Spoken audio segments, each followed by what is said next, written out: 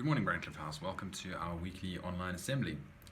Firstly, before we begin, I wanted to give a very warm welcome back to our grade 12 class of 2020 who returned to school this week after more than 2 months of lockdown and uncertainty due to the coronavirus pandemic. Brandcliff House took all steps necessary to ensure that our matrics could return successfully and safely, and they have been very responsible, they've been very cooperative. They've also been working extremely hard since their return. So to our grade 12s, welcome back, and we are very, very proud of you guys. Now this week, in continuing with our habits of mind, I want to talk a bit about creating, imagining, and innovating. And in this vein, so I love space travel, I love space and satellites and rockets and things like that. So over the weekend, I watched live on YouTube as the astronauts Doug Hurley and Bob Behnken launched into space. They orbited the planet, they docked to the International Space Station to spend a few months doing research and other important tasks before they will return back to Earth. And spaceflight is seen as one of the greatest feats of human achievement. But these days we're a bit desensitized to scientific advancements. Imagine someone explaining the situation of Doug and Bob to someone hundreds of years ago in the Middle Ages. Two guys get on top of a massive bomb. We shoot them up into the sky at great speeds, then we aim them at a station in space that's moving 6 times faster than a bullet. The two guys then get into that space station, they float around, they exercise, they eat, they phone people on the ground, they live perfectly well in the vacuum of space.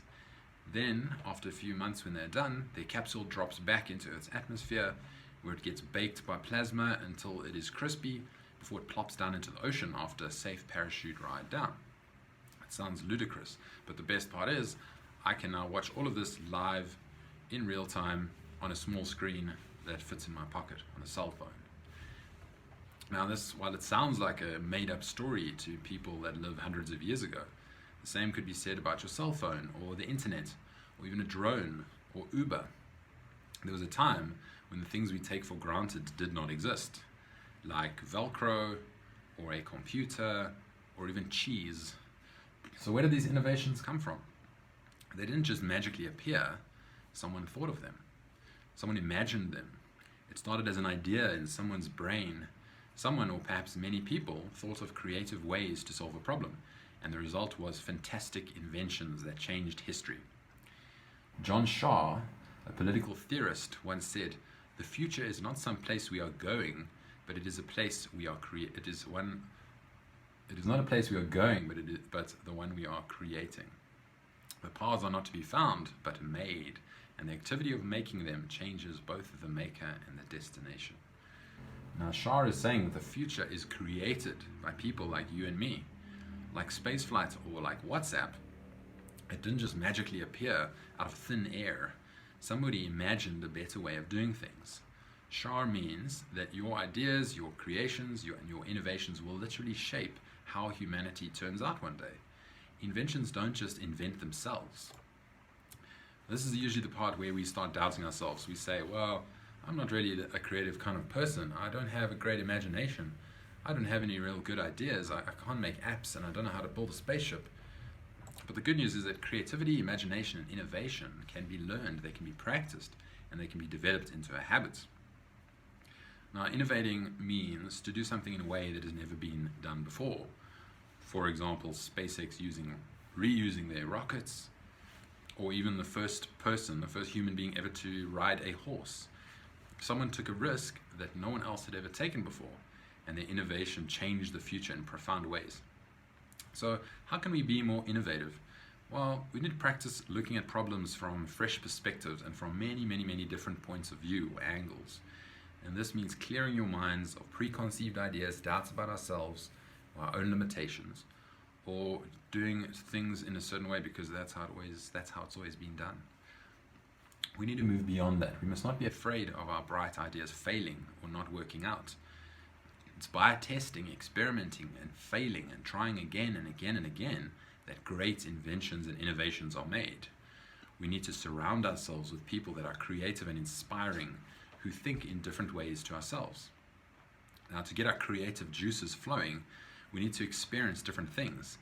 So often we get stuck in the habit of sticking with the familiar and the comfortable, never stepping beyond our boundaries to try new food, listen to genres we would normally avoid, listening to different music, visiting a new place like a museum, a library, or an art gallery, maybe reading a book that we normally would not, or interact with someone that we would never usually engage with.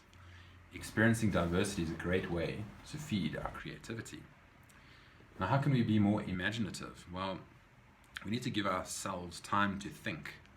We need to clear our minds of daily clutter. A great way to do this is to take a break from the constant stream of news, media, updates, emails, tweets, and voice notes that soak up our attention. They numb our brains and they take up our valuable capacity for imagining things. We should schedule time to unplug from the screens on a frequent basis, daily, weekly, monthly. We should feed our brains with inspiring books, informative articles, and positive content. Trimming off that junk means that our imagination has more space to soar to interesting and exciting new lands. We don't all have to be astronauts like Bob Behnken and Doug Hurley on the International Space Station, just like we don't all have to be software developers or great artists. Whether you love space, maths, art, nature, writing, reading, or perhaps you're still figuring out what you love, using a little imagination to solve your problems in new ways can lead to innovations that change the world. Thank you very much. I hope you all have a great week.